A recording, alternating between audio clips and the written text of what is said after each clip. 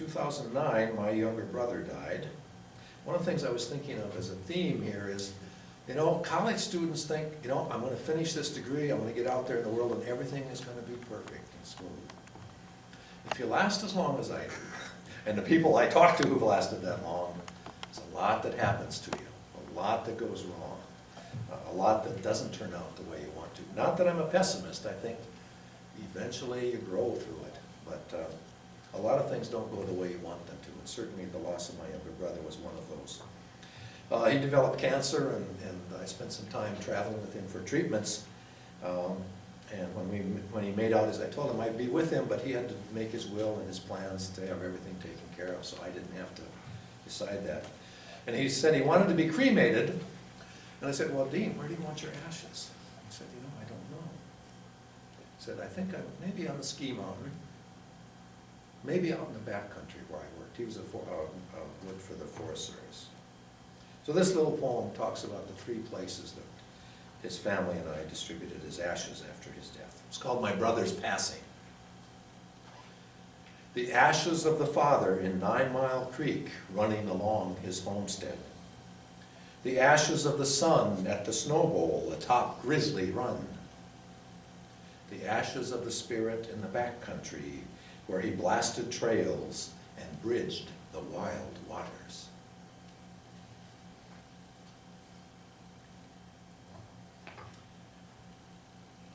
When I first adopted my children, we took them to Yellowstone and went to Yellowstone Canyon, and the events of taking children to Yellowstone Canyon brought back memories of when I was a child at Yellowstone Canyon. And I tried to get those two things simultaneously into this poem. At Yellowstone Canyon, I remember my children, aged 8 and 12, climbing the rock barrier and frolicking across the clay along the precipice, as my cousin and I did over 50 years ago. Now I call out in my own father's voice, come back. If you slip, there'll be nothing left of you. You'll be lost forever, and there's nothing I can do.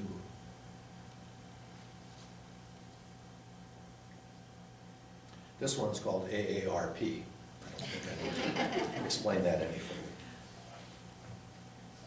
Patches showing through my thinning hide, recovering from hip replacement, waiting my second cataract surgery, easing arthritic knees, I would easily be cut from the herd by a pack of wolves.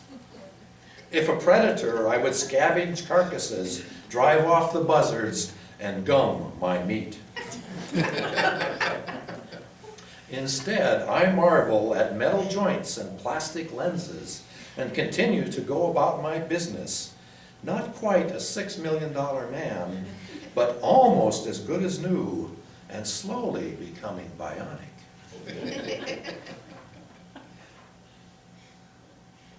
Thinking about this reading today, it's one of the advantages of doing reading is you start reviewing things and making choices and picking things out. But getting ready to read tonight, I decided to change the title of this poem. So the next poem is called Mirrored. It's almost like tonight, but not quite. Mirrored. A 20-year alumnus called back to campus to lecture my clones. Seeing my classmates in the present faces, I become younger and younger. In the corner of my eye, I see a fat old bald guy walking down the hall. I turn and ask my reflection, what are you doing here? It's kind of like being here tonight. Off and on, as I've written, I've played around with haikus. So I'm going to read just a few sets of haikus and then a few imagistic poems. Haiku, you know, is borrowed from Asian poetry. It's a 3-line poem. The first line has 5 stanzas, or 5 syllables, the second 7, the last one 5. And there are other features of that I won't get into because it might mess up what I'm going to read. But I want to read just a couple that I've read. I was working last spring, right before I retired, with the folklorist from the North Dakota Arts Council, and he was trying to do writing activities for senior citizens. So I did a few haiku related to weather lore and also to handcrafts. So this first one is called Crochet. grandmother's fingers looped fine threads into patterns, holding gaps in time. And I did a bunch of weather ones, but this one I like. It's called Sundogs. We should be seeing those soon, right? Within the next couple of days. You all know it's the glowing light around the sun that's in the ice crystals. This one is called Sundogs. As Sol is setting, his healing pets, teeth bared, growl at encircling dark. People were asking me, "You going to read any new poems?" And I said, "Well, I've got some from 10 years ago." "Oh no, we don't do stuff." So I have a couple that are new. This one is called Sol Departing the Prairie, which of course is the sun again, but it's also a little bit of a pun on my name, which means sun home, right? And it's a series of 3 haikus. It's a fall poem, so I'll do some fall and then some winter poems, and soon we'll be wrapped up. So it's Sol Departing the Prairie, 3 little haikus linked together. On the evening lake, geese circle in the last still open water. In shadowed stalks, hidden black-masked pronghorns bedding down, await. Clattering fractals of shelter-belt elms reveal abandoned nests. And my last moving trip from North Dakota to Minnesota was inspired by the things I was watching along the way. Couple short poems about winter. This one's called Forecast Light Snow. We'll hope it stays that way, right? Brightness filling my room awakens me on a moonless night. The whole earth glows through translucent, drifting stardust. Makes it easier to go home if you think of it that way. This one is called Turning at Night. On a country road, my reflected headlights nearly blind me. As the first finger drifts erase my tracks and close behind me, I feel how far I am from city lights, how deep I am in the winter world. And I'd like to close with 2 relatively recent ones. One is kind of set. I had a sabbatical in 2006 to do some study on Thoreau and his visit to Minnesota, the results of which are unfinished, but still going on. But it reminded me of the place I went to do this study, and is of course near where I'm living now. But it got me thinking about when I first visited that country, because I went to college in that same area. And so I mentioned a couple things. The Minnesota River is there, and Nick Carraway, you know Nick Carraway? From The Great Gatsby, right? The narrator of The Great Gatsby. That should be enough footnotes for this one. It's called Stepping In. 40 years ago this season, continuing my college studies, I began my first sojourn along the Minnesota River. My 20-year-old self felt like Nick Carraway, heading east to culture and knowledge. My father driving the seafoam green 61 Bel Air, dodging ears of corn flying from trucks. On the winding back roads, a sense of abundance surrounded me. My father now gone for 10 years, I wade into the river again, but neither of us are the same.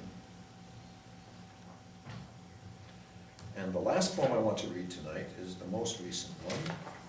The original name for St. Peter, Minnesota, where I'm living now, was River Bend.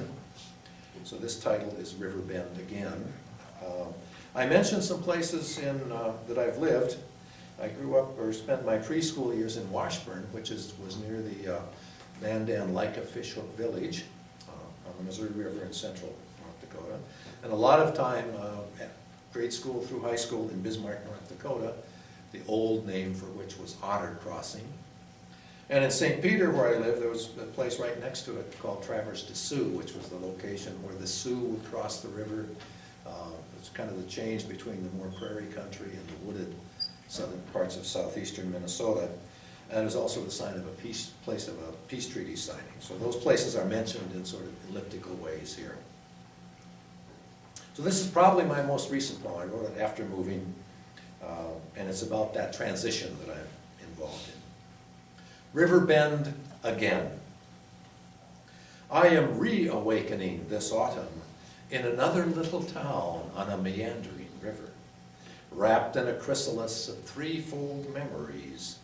My preschool glimmers of coolies and sandbars, the games and races of grammar school adolescence, and the young adulthood of a would-be troubadour from like a fishhook, Otter Crossing, and Traverse de Sioux. I have floated these waters, strolled the savannas, paged through libraries, and filed the forms. I lazily stretch amid these trailing threads, seeking this time to become more like myself. Listening to blues and jazz and rock and roll, among my books and photographs of far-flung friends, I feed the wintering cardinals sunflowers in my new backyard. In the dusty sunset, I smell the burning leaves of childhood, and in my dreams hear the whistles of steamboats plying the river before my birth. It's good to see so many familiar faces again, and it's great to be back here, and thank you for listening apparently so attentively. And I hope you'll enjoy the refreshments and look at some books. Thank you again. It's a pleasure to be back.